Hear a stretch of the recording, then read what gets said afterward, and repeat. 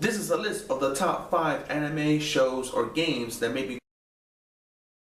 Just to warn you fair people, there will be spoilers! Now, when I was compiling the list, I hadn't thought about the movies that I had watched in the past that made me cry. So I won't include them in this list, as this list is about things that made me sob at a river as an adult. Number 5. Metal Gear Solid 3. Snake Eater. The ending. So I beat the game, I escaped Grosnigrad, and I beat Volgin and the boss, and I get the girl. Yay! We're having sexy time! Yeah! There's nothing sad about that at all. And then Eva drops the bombshell. The boss isn't a traitor. When Volgin fires a portable nuke at his own people, the boss is blamed, and her mission is altered. Her mission now is to die at the hands of her protege, Snake, and she accepts that fact. A defeated Snake goes back once his mission is over, and he is given a hero's welcome. He is given accolades and a shiny new medal. He is given the title of Big Boss. But he knows the truth, and he's not happy. He killed the boss because that was his job, and she made him do it. After the ceremony, he goes to Arlington Cemetery to pay his respects, but because she was disavowed, she doesn't get a burial. Everyone will know her as a traitor, a despicable woman, a monster. The theme song plays as Snake salutes the grave of the unknown soldier, tears streaming down his face. And I almost cried. And that is why it's number 5. Number 4. Anohana. Or I'm gonna try to pronounce it. Anohimita hana no namae o boku tachi wa mada shiranai. For sure that's not how you pronounce it, and I'm getting it wrong. The ending of this anime, the ending, the hide and go seek game, just. I love you, Jintan. My love for you is the sort of love where I want to marry you. And then she moves on to the afterlife. Number 3. Air TV. The anime is sweet from beginning to middle. Now around the middle part it becomes bittersweet. Too many sad parts. Not at all ball-inducing, but the ending is cruel. But it doesn't come out of nowhere.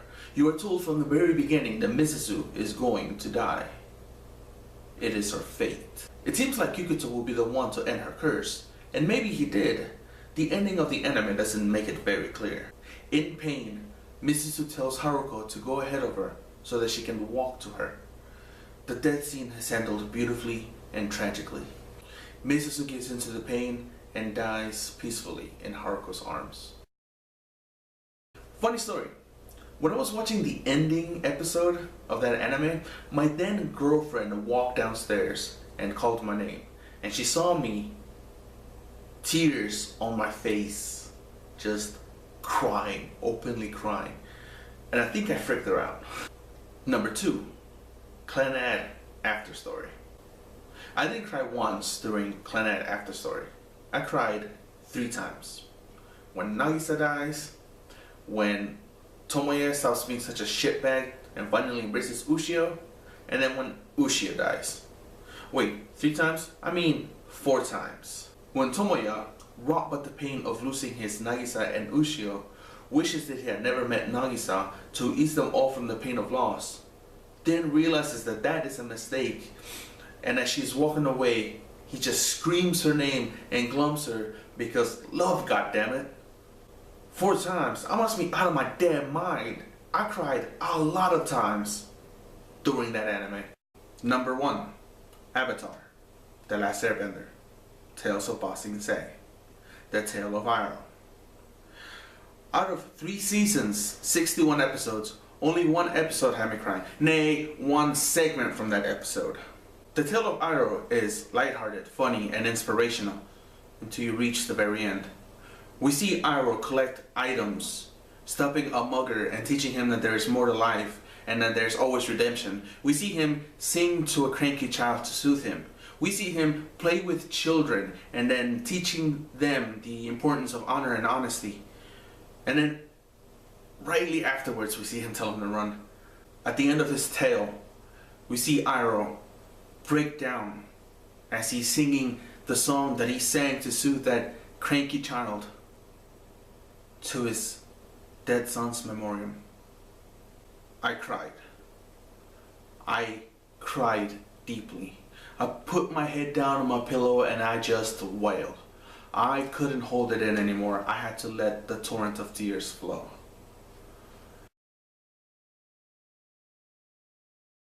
Honorable mentions. These are the things that I watched when I was a child that made me cry, or things that I've watched recently that should be sad but did not make me cry. Off the top of my head, there's A Land Before Time, The Fox and the Hound, An American Tale. The first one, not the second one. I don't remember the second one being sad.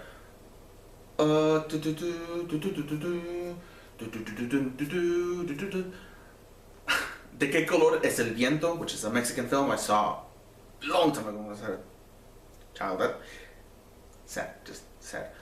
Full Metal Alchemist. What else? The Full Metal Alchemist. Oh, there's a bunch of shows that I've seen recently, anime too, that should have made me cry, but Angel Beats did not make me cry. And I think that's it. This is the end of the video.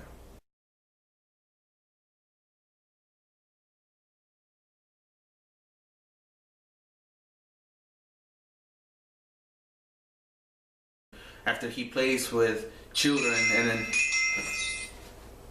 Thank you for ruining my take, fucking asshole phone.